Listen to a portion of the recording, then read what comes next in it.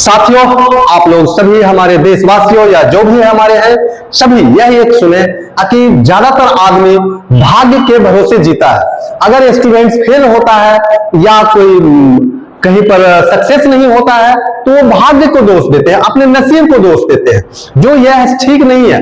क्योंकि आप अगर नसीब को दोष देंगे तो नसीब तो बाद में है, पहला आपको कर्म करना है, कर्म करने के बाद ही वो भाग्य और नसीब। क्योंकि आपने अभी तक आपने यह भी देखा होगा, जब कभी भी किसी के भी हाथ दिखाने का ज्योतिषी के पास जाते हैं तो ज्योतिषी जो है सो अगर आपके हस्तरेखा देखता है, हस्तरेखा अगर देखता है तो हाथों को देखता है, ना कि उंगली को देखता है। लेकिन हस्तरेखा से पहले आपका उंगली आता है, जो उंगली जो बहुत ही मोस्ट इंपॉर्टेंट होता है हाथ का।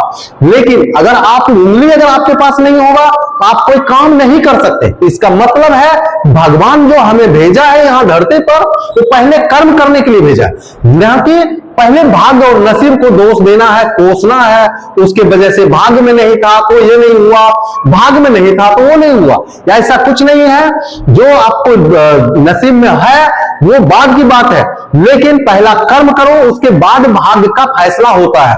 क्योंकि भगवान ने उन्होंने आज तक आपने कभी नहीं सोचा होगा, कभी नहीं देखा होगा कि कोई भी ज्योतिषी अगर आपका भाग्य और नसीब आपके हाथों की हस्तरेखा देख करके बताता है तो वो हस्तरेखा उंगलियों में है, वो हथेली में है, यानी तलहथी में है। इसके वजह से जो आप दोष देते हैं कि हमारा भाग्य में नहीं था तो इसीलिए नौकरी नहीं मिला, भगवान मिल जाएगा लेकिन नौकरी नहीं मिलेगा, यह कहने की है।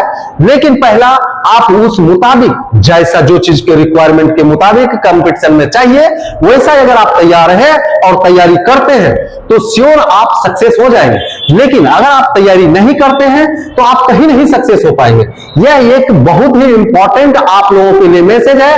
जो न्यू यूथ है वो भाग्य भरोसे पर ना बैठे और अपनी ताकत, अपनी मेहनत, अपनी दिमाग, भगवान ने तो आज तक सभी आदमी को, जितने भी संसार में आदमी है, किसी का एक जैसा ना तो दिमाग दिया है, ना एक जैसा शकल दिया है, कुछ न कुछ डिफरेंट अलग किया है, ना ही एक जैसा। अगर आप ज्योतिषी के पास जाएंगे तो ना एक जैसा रेखा दिया है।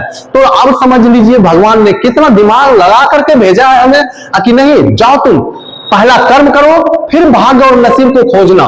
क्योंकि नहीं तो आप सफल नहीं हो पाएंगे। अगर पहले ही भाग्य नसीब को खोजेंगे तो आप अच्छी तरह जिंदगी जी करके नहीं आएंगे। इसीलिए पहले कर्म करो, बाद में भाग्य की चिंता करो।